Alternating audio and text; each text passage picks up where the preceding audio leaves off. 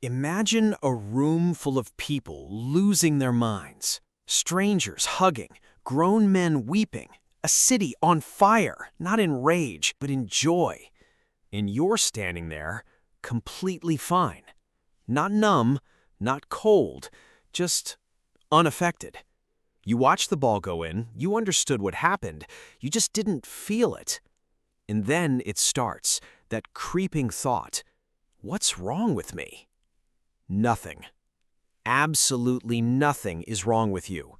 But there is something different about how your brain is wired, and once you understand it, you'll never question yourself again. Stay with me, because what psychology is quietly uncovering about people who don't obsess over sports is going to change how you see yourself and everyone around you. Sports isn't really about sports. That's the first thing most people don't understand. When tens of millions of people watch the same match at the same moment, screaming, praying, weeping, they aren't reacting to a game. They're feeding a fundamental human need, the need to belong.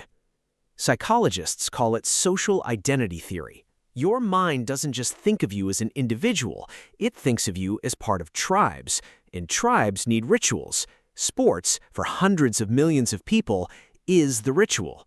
When your team wins, your brain releases dopamine as if you won. When they lose, your cortisol spikes as if you failed. This isn't metaphor, this is literal brain chemistry.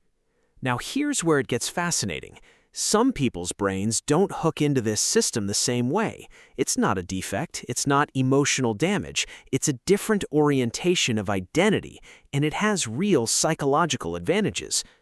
People who don't use sports as their primary identity anchor tend to build identity from the inside out through personal values, individual achievements, and chosen intellectual or creative pursuits.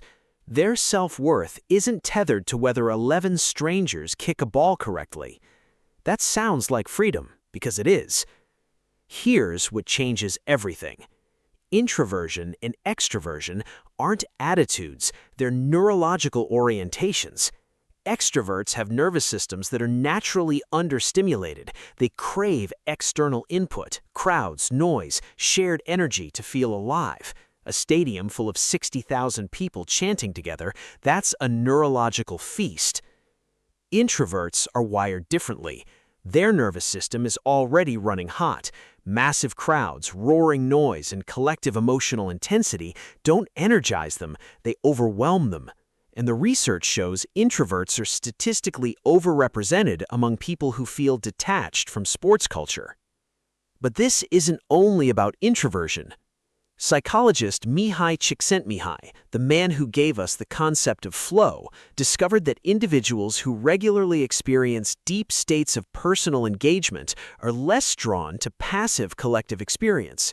In other words, if your mind already knows what it's like to be completely consumed by creating, thinking, building, writing, you don't need to borrow that feeling from watching someone else compete. You generate it yourself.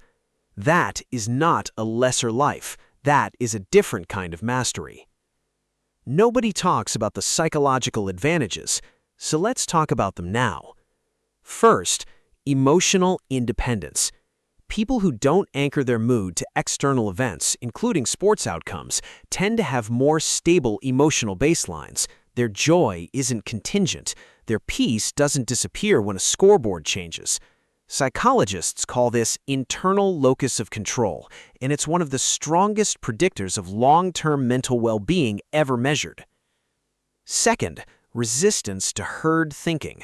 Sports culture is spectacular at bypassing individual critical thought. The crowd feels a certain way, and suddenly you feel it too.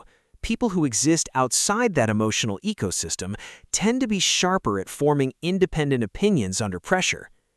Third, time and mental space.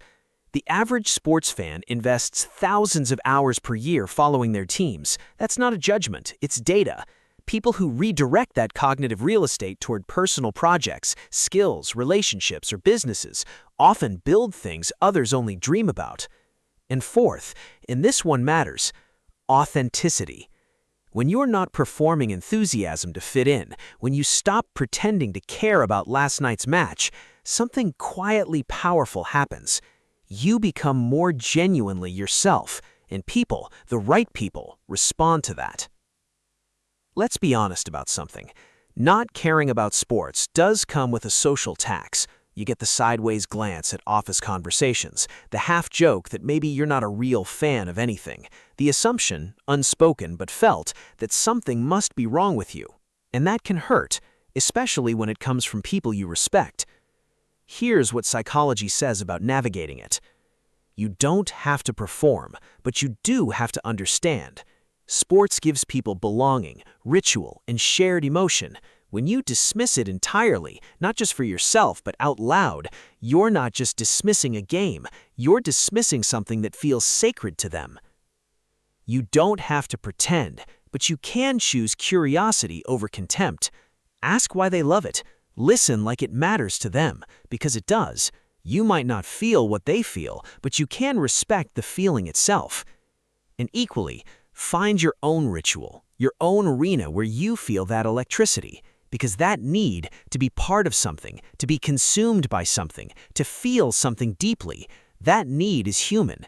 Sports is just one answer to it. You're searching for your own.